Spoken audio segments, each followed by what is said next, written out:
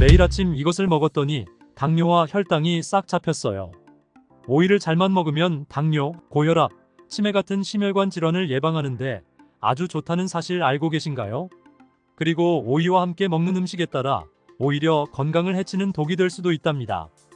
지금부터 오이의 효능과 함께 먹으면 독이 되는 음식, 그리고 함께 드시면 보약이 되는 음식에는 어떤 것이 있는지 모두 알려드릴게요. 건강한 삶을 위한 건강한 정보를 전해드리는 무조건 당신 편. 영상 시작 전에 구독과 좋아요 눌러주시고요. 전체 알림 해놓으시면 앞으로 알려드리는 건강정보 빠르게 받아보실 수 있을 거예요. 밥상에 반찬으로도 많이 올라오는 오이가 함께 드시면 오히려 해가 되거나 영양 성분을 제대로 흡수하지 못하게 하는 음식들이 있습니다. 첫 번째는 바로 당근입니다. 당근과 오이를 함께 먹으면 안 된다고 하니 놀라셨나요? 오이와 당근은 김밥에 항상 같이 넣기도 하고 다른 반찬에 같이 조리할 때도 많은데요. 하지만 오이와 당근은 함께 먹으면 좋은 영양소를 흡수하지 못하게 됩니다. 오이의 95%는 수분이고 나머지 5%에는 다양한 비타민과 식이섬유, 무기질 등이 함유되어 있습니다. 오이 한 개에 함유되어 있는 비타민C의 양은 하루 권장 섭취량의 15%로 많은 양이 들어있는데요. 비타민C는 대표적인 항산화 물질로 활성산소를 제거하여 노화를 막아주고 피로회복과 면역력을 높여주는데 탁월한 효능을 발휘하는 성분이랍니다. 이뿐만 아니 콜라겐의 생성을 돕고 피부를 맑게 만드는데 도움을 주는 성분도 있는데요. 그것은 바로 오이 껍질에 있는 엽록소랍니다. 그런데 이렇게 좋은 오이 속의 비타민C를 당근과 함께 드시면 하나도 드실 수 없습니다. 당근에 들어있는 아스코르비나아제라는 효소가 비타민C를 파괴하기 때문입니다. 다만 한 가지 방법이 있긴 한데요. 따로 먹는 것이 최선이지만 오이와 당근을 꼭 함께 먹어야만 하는 상황이라면 이 방법을 이용하시기 바랍니다. 당근을 약한 열에 살짝 볶아주시거나 레몬즙을 조금 뿌려서 드시면 되는데요. 당근의 아스코르비나아제라는 효소가 열과 산성에 약한 성질을 이용하는 것입니다.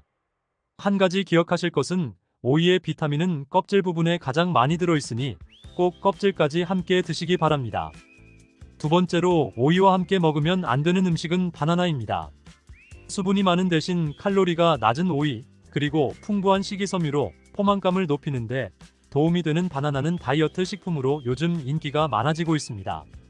많은 분들이 오이와 바나나를 함께 드시는데 당근과 마찬가지로 바나나는 오이와 함께 드시면 문제가 생깁니다. 오이에는 심장과 혈관 건강에 좋은 영양소가 풍부하게 함유되어 있습니다. 소금, 나트륨을 많이 드시면 고혈압이 발생할 위험이 높아지고 혈관 건강에 나쁘다는 사실은 알고 계시죠? 그렇기 때문에 나트륨의 섭취량을 줄이는 것이 매우 중요한 것이죠. 그리고 이미 섭취한 나트륨을 몸 밖으로 배출시켜주는 것도 매우 중요한데요. 그 역할을 해주는 것이 바로 칼륨이랍니다. 오이에는 다양한 영양소뿐 아니라 칼륨도 많이 들어있습니다. 오이의 풍부한 칼륨이 혈관을 확장시켜주고 나트륨뿐만 아니라 노폐물까지 원활하게 잘 배출시켜주는 역할을 해줍니다. 이런 효능으로 오이만 잘 드셔도 고혈압, 고지혈증뿐만 아니라 동맥 경화와 뇌졸중과 같은 심혈관 질환을 예방하는데 많은 도움을 받을 수 있습니다. 그런데 문제는 바로 바나나에도 칼륨의 함량이 상당히 높다는 것인데요. 칼륨이 혈관 건강에 도움이 되는 것은 맞지만 과하게 섭취하게 되면 오히려 문제가 생기게 됩니다. 혈관 내에 칼륨의 농도가 높아지면 근육과 신경이 과하게 이완되는 증상이 나타나고 근육이 마비되는 증상과 손발이 저리고 심하면 부정맥과 저혈압이 나타날 수 있습니다. 앞으로는 오이와 바나나를 함께 드시기보다는 두세 시간의 간격을 두고 드시거나 다른 식사 시간에 드시길 바랍니다. 세 번째로 오이가 건강을 해치는 경우는 오이를 장아찌로 드실 때입니다. 장아찌를 만들어 보신 분이라면 아시겠지만 소금이 정말 많이 들어가죠. 소금을 아예 안 먹는 것도 문제가 될 수 있지만 우리나라 음식에는 소금이 여기저기 너무 많이 들어간다는 것이 문제죠. 우리나라 사람들의 사망 원인 1위는 위암인데요. 소금이 바로 위암을 일으키는 가장 큰 원인 중 하나입니다. 오이를 장아찌로 만들어 드시게 되면 너무 많은 양의 소금을 먹게 된다는 것이죠. 소금이 우리 몸에 들면 삼투압 현상이 일어나 혈관에 수분이 많이 들어오게 되고 혈관이 팽창하게 되며 혈압이 높아지고 심해지면 심장에도 문제가 발생하게 됩니다. 식사를 하실 때 이런 문제를 기억하셔서 웬만하면 소금이 많이 들어가는 조리법은 바꿔주시고, 오이를 드실 때도 소금에 절이지 않고 생으로 드시기 바랍니다. 반면에 오이와 함께 드시면 보약이 되는 음식들이 있습니다. 첫 번째는 사과입니다. 오이는 심혈관 질환 예방에 좋은 영양소가 많이 들어있는데요. 그 중에서도 비타민 K는 혈관과 뼈의 건강에 많은 도움을 주는 성분입니다. 비타민 K는 나이 들면서 가장 걱정되는 질환 중 하나인 골다공증을 예방하는데 탁월한 효과가 있는데요. 골다공증 환자는 비타민 K의 수치가 낮았고 3개월 동안 1mg의 비타민 K를 주입하자 소변을 통해 손실되는 칼슘의 양이 줄어든 것을 확인할 수 있었다는 연구 결과도 있습니다. 유럽에서는 골다공증 예방을 위해 건강한 뼈를 유지하고 있는 여성에게도 비타민 K를 처방하고 있답니다. 골다공증 예방과 더불어 비타민 K는 지혈을 해주는데 탁월한 효과가 있고 콜레스테롤을 배출시켜 주어 심혈관 질환을 예방하며 혈관 내 노폐물을 배출시켜 동맥경화도 방지해 주는데 도움을 줄 수 있습니다. 이때 오이와 함께 사과를 드시면 비타민 K가 사과에 함유된 수용성 식이섬유인 팩틴과 만나 혈관을 더욱 건강하게 만들어줍니다.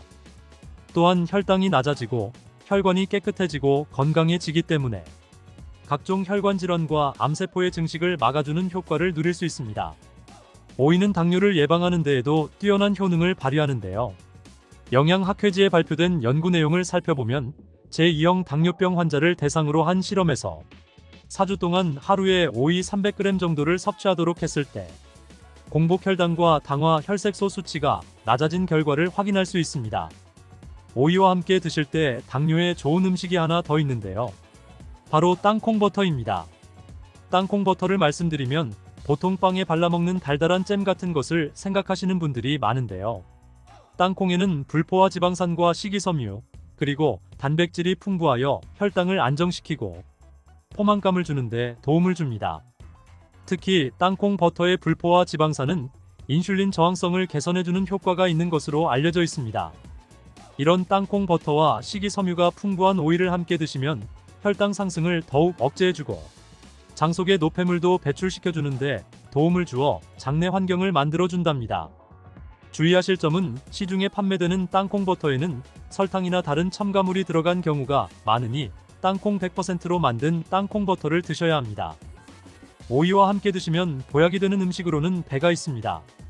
햇빛에 피부가 그을리면 오이를 얇게 썰어 오이팩을 하잖아요. 열을 내려주는 효과가 있기 때문인데요. 실제로 오이는 부종을 가라앉히거나 화상을 치료할 때에 사용되기도 합니다. 그런데 이런 좋은 점도 있지만 과하게 많이 먹을 경우엔 부작용이 나타날 수 있는데요. 차가운 기운이 소화기관에 영향을 주게 되면 소화를 방해해 소화불량이 생길 수 있습니다. 이때 배와 함께 드시면 도움이 될 수 있답니다. 배에는 디아스타아제라는 소화 요소가 많이 들어있어 소화를 원활하게 하는데 도움을 줄 수 있습니다. 또한 위장 건강에 도움이 되는 성분인 팩틴을 함유하고 있어 위장의 점막을 보호하고 위장의 기능을 개선하는 데 도움을 줍니다. 다음으로 오이와 함께 먹으면 보약되는 음식은 식초입니다. 요즘 오이에 있는 피세틴이라는 성분 때문에 치매 예방 효과가 있는 것이 알려졌는데요. 이 피세틴은 뇌를 건강하게 하여 치매를 예방하고 암세포를 억제하는 데에도 도움을 줄 수 있습니다. 또한 피세틴은 뇌신경세포를 보호하여 기억력을 향상시키고 뇌세포의 노화를 방지하는 효능도 있습니다. 오이에는 쿠커비타신이란 성분도 풍부한데 오이의 꼭지 부분에 특히 많이 함유되어 있고 쓴맛을 내기 때문에 버려지는 경우가 많은데요.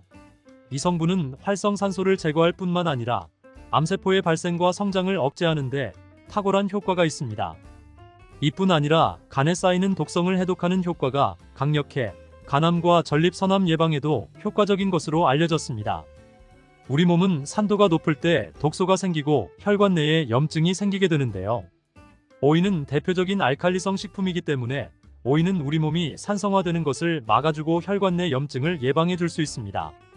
이러한 오이의 알칼리성을 더욱 극대화시켜주는 것이 바로 식초인데요. 식초는 오이의 비타민C가 우리 몸에 흡수될 수 있도록 도와줄 뿐만 아니라 산성화된 혈관을 중화시켜 건강한 상태로 유지하는 데 도움을 주게 됩니다. 오이의 찬 성질은 식초와 함께 드시면 식초의 따뜻한 성질이 균형을 맞춰 부담 없이 드실 수 있습니다. 그리고 식초와 오이를 함께 드시면 내장 지방을 분해 배출하여 다이어트 하는 데에도 많은 도움을 받을 수 있습니다. 또한 오이는 낮은 칼로리와 높은 수분 함량으로 인해 오이를 먹었을 때 얻는 칼로리보다 소화시키는데 더 많은 칼로리가 소모된답니다. 이런 이유로 오이는 마이너스 칼로리 식품이라는 별명을 갖고 있습니다. 초록색의 상큼한 아오리 사과를 좋아하시나요? 아니면 빨갛게 익은 새콤달콤한 사과를 좋아하시나요? 매일 사과 하나를 먹으면 병원에 안 가도 될 정도로 우리 몸에 보약이 된다는 말은 들어보셨나요? 그런데 사과와 함께 먹는 음식에 따라 독이 되어 암과 치매에 걸릴 수도 있고 반대로 암과 치매를 예방하는 보약이 될 수도 있습니다. 사과의 효능과 아침에 먹는 사과가 보약이 되는지, 그리고 사과와 함께 먹으면 독이 되는 음식과 사과와 함께 먹으면 보약이 되는 궁합이 딱 맞는 음식에는 어떤 것이 있는지 사과에 대한 모든 것 알려드릴게요. 매일 사과 한 개를 먹으면 병원에 가지 않아도 된다는 말은 들어보셨지요? 사과는 그만큼 우리 몸을 건강하게 하는 많은 영양소가 들어있습니다. 사과는 꼭 아침에 먹어야 된다고 하는 사람들이 많은데 그 말이 정말 사실일까요? 정답은 그렇지 않다. 입니다. 사과에는 상콤한 맛이 나지요? 바로 유기산이 풍부하기 때문에 상콤한 신맛이 나는 것인데요. 이 유기산은 우리 몸에 이로운 점도 있지만 평소에 속쓰림이 자주 있거나 위염, 식도염이 있는 분이 아침 공복에 사과를 먹게 되면 위의 점막에 심한 자극을 줄 수 있어 증상이 악화될 수 있습니다. 사과는 몸을 차갑게 하는 과일이라서 몸이 찬 분들은 사과를 드실 때 주의하셔야 합니다. 위염 같은 증상이 있는 분들이 공복에 사과를 드시면 사과가 소화가 되지 않고 설사를 하게 될 가능성이 높습니다. 평소에 아랫배가 차거나 손발이 차고 생리기간 중에 있는 여성분들도 사과를 드실 때는 주의하셔야 합니다. 이런 분들이 사과를 드실 때에는 아침 공복보다는 아침 식후에 드시는 것이 좋고요. 사과를 보통 냉장고에 보관했다가 드시잖아요. 냉장고에서 꺼낸 사과를 바로 드시기보다는 미리 꺼내 사과의 온도를 실온으로 맞춰서 드시는 것이 좋습니다. 또는 사과를 익혀 드셔도 되는데요. 팬에 구워 드셔도 되고 전자레인지에 돌려서 익혀 드셔도 됩니다. 그렇다면 왜 아침에 먹는 사과가 보약이라고 했을까요? 건강하신 분들은 사과를 아침에 공복에 드시면 더욱 좋은데요. 왜냐하면 사과에는 팩틴이라는 식이섬유가 풍부해 장운동을 활발하게 하고 장내 노폐물을 배출하는데 도움을 주어 하루를 건강하게 시작할 수 있습니다. 한 가지 꼭 기억하셔야 할 점은 사과를 껍질째 드셔야 한다는 것입니다. 실제 연구에서 사과의 껍질에는 안토시아닌, 퀘르세틴, 에피카테킨 같은 폴리페놀 성분이 사과 과육보다 껍질에 훨씬 더 많이 함유된 것이 밝혀졌습니다. 껍질을 버리고 먹게 되면 사과에 좋은 영양소는 극히 일부만 먹게 되는 거예요. 사과에는 팩틴 말고도 정말 많은 영양소가 있는데요. 사과에는 어떤 효능이 있는지 바로 알아보겠습니다. 사과는 장을 건강하게 해줍니다. 요즘 프리바이오틱스 영양제를 많이 사드시고 계시죠? 사과가 바로 천연 프리바이오틱스로서 장내 환경을 유익균이 많아지도록 만들어줍니다. 장내에 좋은 균이 많이 생기게 되면 장의 환경이 좋아지는 것인데요. 그렇게 되면 단맛, 자극적인 맛이 강한 가공식품에 대한 식욕도 줄어들고 건강한 식품을 먹고 싶은 욕구가 늘어나게 됩니다. 그러면 자연스럽게 체중이 줄어들고 다이어트하는 효과까지 누릴 수 있게 됩니다. 사과를 먹게 되면 소화되는 과정에서 뷰티르산 같은 단쇄 지방산이 만들어지게 되는데요. 이 지방산이 손상된 장벽을 회복시키는 역할을 해줘 장이 건강해지는 것입니다. 장벽을 회복시키는 것이 중요한 이유가 있는데요. 장벽이 손상이 되면 손상된 곳에 독소들이 침투하게 되고 이 증상을 장누수 증후군이라고 합니다. 이런 증상이 나타나면 독소들이 혈액을 타고 돌아다니게 되고 피부에 염증이 발생되고 아토피를 일으킬 수 있게 됩니다. 사과를 드시면 이런 증상을 예방해 피부도 탄력 있고 밝아지게 하는 효과도 있는 것이지요. 사과의 풍부한 팩틴이 장운동을 활발하게 한다고 했잖아요. 그렇게 되면 암을 유발할 수 있는 물질들이 장내에 오래 머물지 못하게 하고 결국 대장암의 발병률도 줄어들게 됩니다. 사과는 혈관을 깨끗하게 해주는데요. 그렇게 되면 뇌졸중, 고혈압, 심근경색 등의 혈관 질환을 예방할 수 있게 됩니다. 혈관에 활성산소가 많아지게 되면 혈전이 생겨 혈액순환을 방해하기도 하고 혈관 세포를 손상시켜 노화를 촉진하기도 합니다. 플라보노이드 계열의 루틴이란 성분은 활성산소를 제거하여 혈전이 생기는 것을 억제하는데요. 이 루틴이 사과에 많이 들어 있습니다. 또한 사과에는 칼륨이 함유되어 있는데요. 칼륨은 혈관 내의 나트륨을 몸 밖으로 배출해주는 역할을 합니다. 나트륨은 수분을 흡수하는데 칼륨이 부족하면 나트륨이 배출되지 않아 혈압이 상승하며 혈관에 노폐물이 쌓이게 됩니다. 사과를 섭취하여 칼륨을 공급해주면 고혈압을 방지하고 노폐물을 배출시켜주는 역할도 하는 것이지요. 또한 칼륨은 혈관을 확장시키는 작용을 하여 혈액순환을 원활하게 하며 심장박동을 안정시키고 심장의 기능을 강화하는 데에도 도움을 주는 성분입니다. 한 가지 주의할 점 알려드릴게요. 활성산소가 혈관을 손상시킨다고 했잖아요. 사과를 잘못 드시면 오히려 활성산소가 많이 생기게 되는데요. 바로 갈변된 사과를 드시는 것입니다.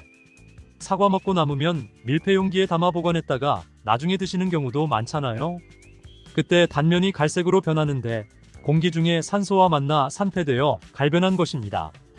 이렇게 산패된 사과를 드시게 되면 활성산소를 제거하는 것이 아니라 오히려 증가시켜 혈관 건강에 악영향을 줄 수 있으니 갈변된 사과는 잘라내고 드시길 바랍니다.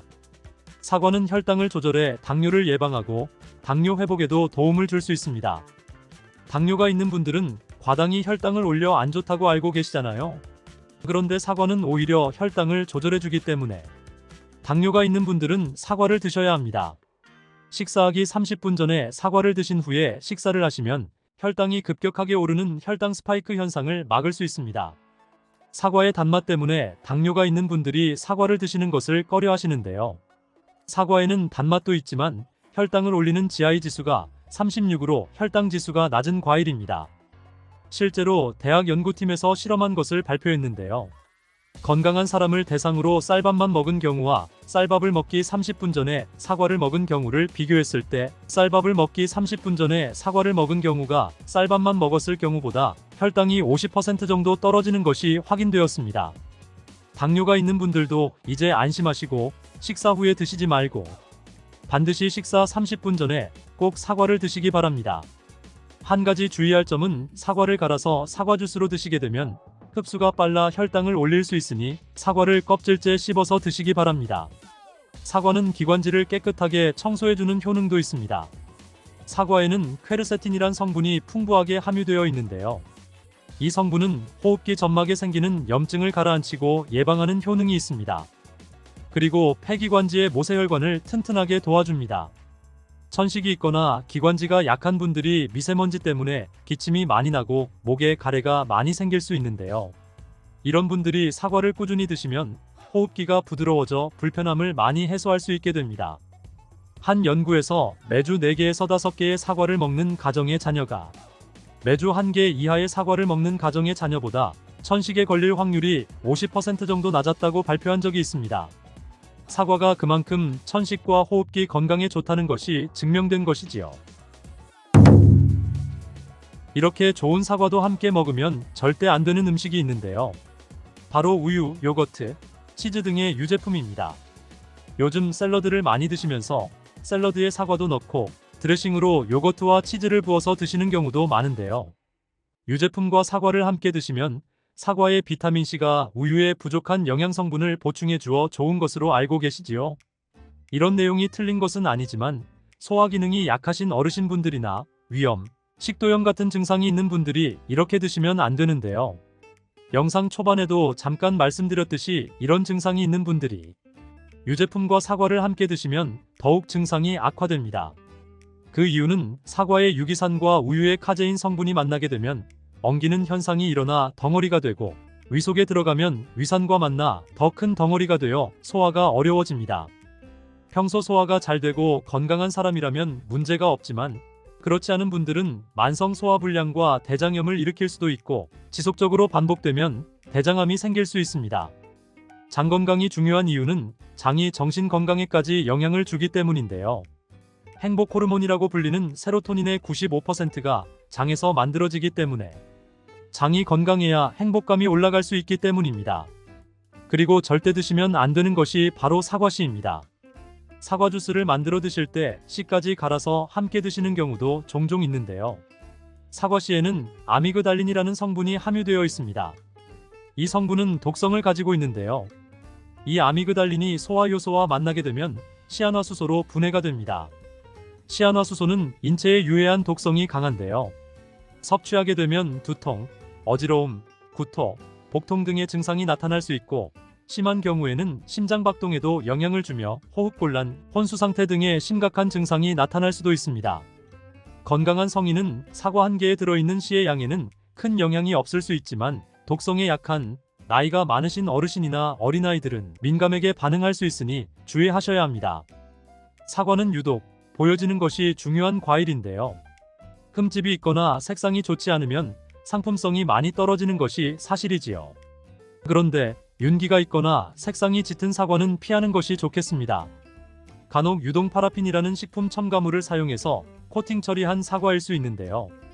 이 유동 파라핀을 섭취하게 되면 복통과 설사를 일으킬 수 있고 지용성 비타민의 흡수를 감소시킨다고 알려져 있습니다. 요즘엔 이런 일이 거의 없긴 하지만 혹시나 사과가 너무 윤기가 흐르거나 약간의 끈적임이 있다면 드시기 전에 깨끗하게 세척하고 드시거나 껍질 벗기고 드시는 것이 안전하겠습니다. 사과와 함께 드시면 보약이 되는 음식도 있는데요. 바로 비트와 당근입니다. 건강음료로 유명한 ABC 주스를 아시나요? 바로 사과, 비트, 당근 세 가지를 갈아서 만든 주스입니다. 사과, 비트, 당근을 함께 드시게 되면 영양소의 흡수율이 증가하고 서로의 영양소를 보완해 주어 더욱 건강하게 드실 수 있습니다. 또한 식이섬유가 폭발적으로 증가하여 장운동을 촉진하고 변비 예방에 탁월합니다. 그리고 사과, 당근, 비트 모두 강력한 항산화 물질이 풍부하여 체내 활성산소를 제거하고 세포의 노화를 방지하며 몸에 활력을 불어넣어 줄 수 있습니다. 함께 먹으면 보약이 되는 음식으로 고구마도 있습니다. 고구마에는 베타카로틴이 풍부하여 항암작용과 함께 면역력을 강화해주고 혈관 건강에도 도움을 주게 됩니다. 고구마를 드시면 소화가 잘 안 되는 증상이 나타날 수 있는데요. 고구마에 함유되어 있는 아마이드라는 성분이 장에서 이상 발효를 일으켜 가스가 차고 소화불량 증상이 나타나는 것입니다. 이때 사과와 함께 드시게 되면 사과에 함유된 펙틴이 아마이드의 이상 발효를 억제하여 가스가 차는 증상이 발생하지 않도록 도와주게 됩니다. 또한 사과의 효능 중 하나인 혈관을 깨끗하게 하는 것을 고구마의 베타카로틴이 도와 효능이 극대화가 되어 건강에 정말 좋은 음식 궁합이 된답니다. 또 뇌 건강을 위해서는 신경을 안정시켜주는 것이 아주 중요한데요. 이런 효능이 있는 채소 알고 계신가요? 네, 맞습니다. 바로 상추입니다. 상추에는 비타민 A, 비타민 C뿐만 아니라 엽산, 칼슘, 식이섬유 등의 다양한 영양소가 있어 건강에 아주 좋은 식물입니다. 부작용이 거의 없는 채소라고 알고 있지만 먹는 방법에 따라 오히려 건강을 해칠 수도 있다는 사실 알고 계신가요? 어떻게 먹고 무엇과 먹느냐에 따라 상추의 효능은 완전히 달라질 수 있는데요. 상추의 효능에는 어떤 것이 있고 먹을 때 주의할 점과 함께 드시면 보약이 되는 음식까지 상추에 대한 모든 것 알려드릴게요. 먼저 상추는 당뇨가 있는 분들에게 정말 좋은 채소입니다. 당뇨 환자라면 채식을 위주로 드시게 됩니다. 그런데 당뇨에 좋다고 하는 많은 채소들의 단점이 소화가 잘 안 된다는 것이죠. 반면에 상추는 소화가 잘 되고 영양소도 풍부하다는 장점이 있습니다. 혈당 조절에도 아주 탁월한 효과가 있는데 어떤 성분 때문일까요? 상추만의 특별한 성분인 바로 락투신 때문입니다. 락투신은 상추의 줄기를 꺾으면 보이는 하얀색의 액체 속에 있고 쓴맛을 내는 특징이 있습니다. 최근 연구에 따르면 락투신은 장에서 포도당이 흡수되는 것을 억제해 식후 혈당이 급격히 오르는 것을 막아주는 역할을 하는 것으로 밝혀졌습니다. 이뿐만 아니라 락투신은 간에서 포도당의 생성을 줄이고 인슐린 감수성을 높여 혈당을 낮추는 데 효과가 있다고 하는데요. 여기에다 비타민 K도 풍부하여 인슐린 분비를 촉진하는 효과까지 있습니다. 그리고 식이섬유가 풍부한데 이는 인슐린 감수성을 높이는데 중요한 역할을 합니다. 2013년 한양대학교 연구팀의 발표에 의하면 상추의 식이섬유와 폴리페놀 성분이 인슐린 저항성을 개선하고 포도당의 흡수를 지연시킨다고 발표하였습니다. 상추는 또한 GI 지수가 23, GL 지수가 100g당 0.5로 낮은데요. 이 수치가 의미하는 것은 상추를 섭취할 때 혈당 상승이 최소화되며 포만감은 길게 유지된다는 것입니다. 그렇다면 상추와 함께 먹으면 당뇨 관리에 더욱 효과적인 음식에는 어떤 것이 있을까요? 요즘 들어 부쩍 유명해진 과일이죠. 바로 아보카도입니다. 불포화 지방산이 풍부한 아보카도는 인슐린 감수성을 높이는데 도움을 주며 풍부한 식이섬유는 콜레스테롤 수치를 낮춰주고 혈당 조절에 폭발적인 시너지 효과를 나타냅니다. 계란도 상추와 함께 먹으면 좋은데요. 계란에는 질 좋은 단백질과 각종 영양 성분이 풍부한데 혈당을 천천히 오르게 하고 혈당을 오랜 시간 안정적으로 유지하는 데 도움을 줍니다. 계란의 단백질은 포만감을 오래 유지해 주어 과식을 막아주고 간에서 포도당의 생성을 줄여주는 효과도 있어 당뇨에 많은 도움을 줄 수 있습니다. 상추와 만나면 이런 효과는 시너지를 발생하게 되는 거지요. 상추, 아보카도, 계란을 함께 넣은 샐러드를 드신다면 혈당 잡는 최고의 요리라고 할 수 있습니다. 피부가 칙칙하고 주름이 늘어나고 있는 분들 있다면 집중해주세요. 상추가 피부에 굉장히 좋은 효과를 갖고 있습니다. 상추에는 비타민 A와 비타민 C가 풍부한데요. 비타민 A를 다른 말로 레티놀이라고 합니다. 레티놀이 뭐냐면 대부분의 화장품의 원료로 사용되는 성분입니다. 그만큼 피부에 좋다는 것이겠죠. 이 레티놀은 피부 아래쪽의 콜라겐이나 엘라스틴 등의 탄력 섬유를 증가시키는 효능을 가지고 있고 비타민C도 콜라겐 생성에 관여하는 아주 중요한 성분이기 때문에 비타민C가 몸속에 부족하면 피부의 탄력이 떨어지고 주름이 늘어나게 되는 것이죠. 그리고 자외선 때문에 피부가 많이 손상이 되는데 이런 자외선으로부터 손상되는 것을 막아주는 역할을 비타민C가 해주며 멜라닌 색소의 생성도 억제해주기 때문에 칙칙한 피부를 밝게 만들어주는 미백 효과를 볼 수도 있습니다. 피부 미백에 도움을 주는 약재 중에 상엽이라고 있는데요. 이 상엽은 뽕나무 잎이에요. 뽕나무 잎이 항염증 작용도 좋고 피부 미백 효과도 뛰어나기 때문에 상추와 뽕나무 잎을 함께 차로 끓여 드시면 피부 건강에 큰 도움을 받을 수 있습니다.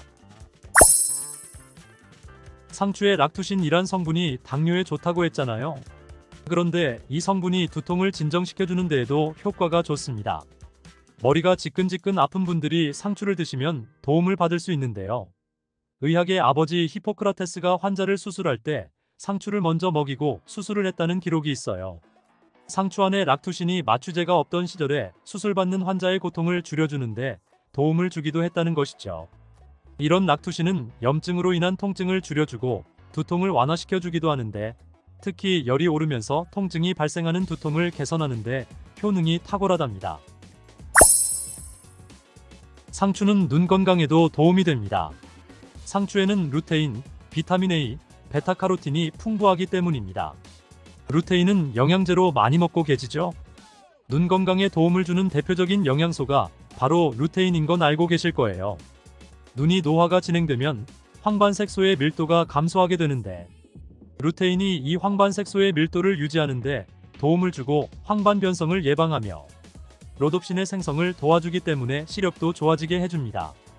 또한 베타카로틴은 활성산소를 제거하여 눈의 노화를 예방하고 비타민 A로 전환되어 눈의 점막을 건강하게 유지하도록 도움을 줍니다. 또한 야맹증, 안구 건조증 등의 안구 질환을 예방하는 데에도 많은 도움을 주어 눈 건강에 필수적인 영양소입니다. 열이 머리로 올라가게 되면 두피가 건조해지고 비듬도 많이 생기게 되며 두피에 염증도 발생하게 됩니다. 또 모낭에 영양분이 충분히 공급되지 못하고 머리카락을 잘 잡아주지 못해 탈모가 일어나게 되는데요.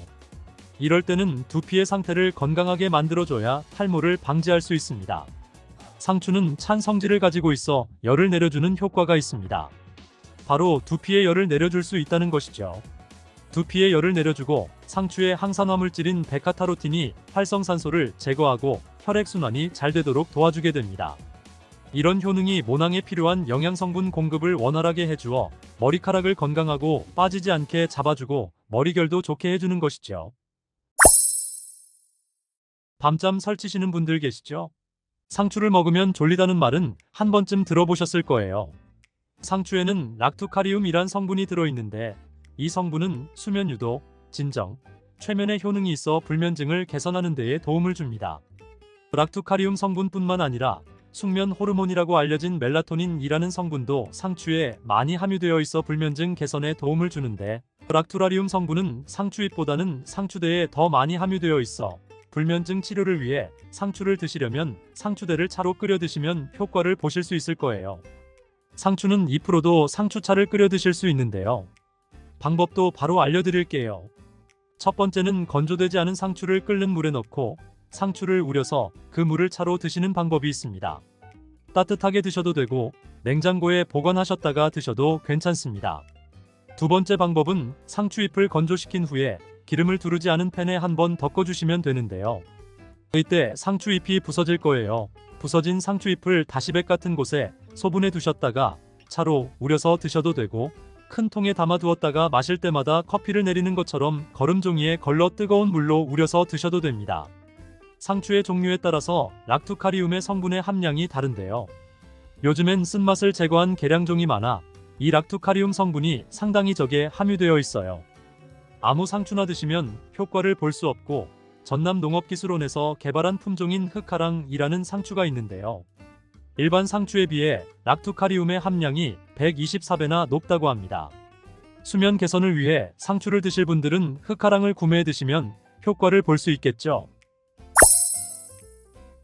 장이 안 좋은 분들에게도 상추는 많은 도움이 되는데요. 상추에는 수분이 풍부하고 식이섬유와 마그네슘이 많아 수분이 없어 단단해진 변을 부드럽고 묽게 만들어 배변 활동을 도와줍니다. 장이 건강하지 않아 장에 독소가 쌓이게 되면 그 독이 위로 올라와 얼굴에 나타나게 되는데요. 얼굴에 여드름 같은 뾰루지가 생기고 피부가 어두워지는 증상이 나타날 수 있습니다. 상추에는 배변 활동을 활발하게 하는 식이섬유뿐만 아니라 엽산이 풍부해 대장의 염증을 줄여주는 효과도 있습니다. 그리고 비타민 K, 엽산, 루테인이 함께 작용하여 염증뿐만 아니라 대장암을 예방하는 데에도 효능을 발휘하게 되는데요. 풍부한 엽산은 혈액을 생성하는 데에 도움을 주기도 하지만 손상된 세포 DNA를 복구하는 효능이 있어 암을 예방할 수 있습니다. 식이섬유는 장내에 쌓인 노폐물들을 흡착하여 몸 밖으로 배출해주고 염증을 제거해 주어 장을 건강하게 해주는 것이지요. 상추는 뼈 건강에도 도움이 된다는 보고가 있습니다. 미국의 캘리포니아 주립대학교에서 우주인을 위한 유전자 조작 상추를 만들었습니다. 사람이 우주에 가면 중력이 없기 때문에 골밀도의 손실이 심하게 일어납니다. 한 달에 1% 정도씩 줄어든다고 하는데, 유전자 조작된 상추를 먹으면 이런 현상을 막아줄 수 있습니다. 이 상추에는 뼈 생성을 촉진하는 부갑상선 호르몬 관련 유전자가 들어있습니다. 유전자 조작이 되지 않은 상추에도 칼슘이 많이 들어있어 골다공증 예방에 도움을 줄 수 있는데요. 두부와 함께 드시면 이 효과는 배가 됩니다. 두부에는 이소플라본이라는 성분이 많은데 상추의 칼슘이 몸속에 흡수되는 것을 도와주어 골다공증을 예방하는 효과를 극대화시켜줍니다. 상추를 드실 때는 주의할 점이 별로 없지만 이것만은 꼭 기억하세요. 한의학에서는 상추가 차가운 성질을 가지고 있다고 하는데요. 몸이 찬 사람이나 위장이 약한 분들이 상추를 너무 많이 먹으면 소화불량이나 설사, 복통 등의 증상이 나타날 수 있습니다. 이런 분들은 상추를 조금만 먹거나 익혀 드시는 것이 좋습니다. 또 갑상선이 약하신 분들도 주의하셔야 하는데요. 상추에는 갑상선 호르몬 생성을 방해하는 성분이 있어 갑상선 기능에 영향을 줄 수 있습니다. 그리고 상추를 보통 쌈을 싸 먹을 때 많이 드시잖아요. 그때 쌈장을 많이 드시게 되는데 상추가 문제가 아니라 이 쌈장이 문제입니다. 쌈장에는 다량의 소금과 설탕이 들어가게 되는데 특히 소금의 양이 문제가 됩니다. 농촌진흥청의 자료에 따르면 보통 쌈장의 100g당 평균 나트륨의 함량이 2310mg이라고 합니다. 국제보건기구에서는 하루 나트륨 권장 섭취량을 2000mg 이하로 먹으라고 하는데 쌈장 한 수저 정도 드시면 일일 나트륨 섭취량의 45%나 먹게 됩니다. 우리나라 음식에 특성상 소금이 들어간 음식이 많죠. 김치나 다른 반찬을 먹게 되면 나트륨 권장 섭취량을 금방 넘게 됩니다. 이렇게 과도하게 나트륨을 먹게 되면 고혈압 같은 심혈관 질환의 위험을 높이게 됩니다. 나트륨이 혈관에 많으면 혈압이 높아지고 뇌졸중의 발병률도 높아지게 됩니다. 쌈을 싸드실 때 쌈장은 최소한으로 줄이셔야겠죠. 달콤한 바나나가 우리 몸에 에너지를 공급하는 효능이 너무 좋아 운동선수들이 경기 중간중간에 먹는 과일이라는 사실 알고 계신가요?